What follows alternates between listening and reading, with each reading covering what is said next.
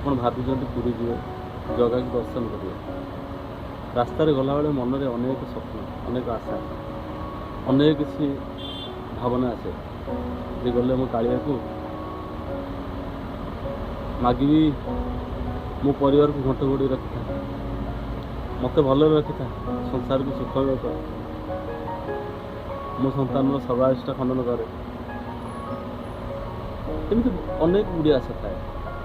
କିନ୍ତୁ ଯେତେବେଳେ ଆପଣ ଜଗା ପାଖରେ ପହଞ୍ଚି ଯାଆନ୍ତି, ବଡ଼ଦାଣ୍ଡରେ ପହଞ୍ଚି ଯାଆନ୍ତି, ପୁରୀରେ ପହଞ୍ଚି ଯାଆନ୍ତି,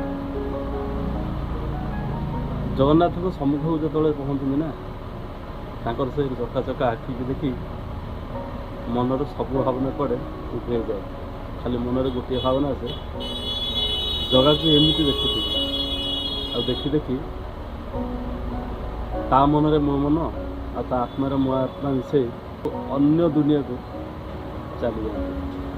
ଜୟ ଜଗନ୍ନାଥ।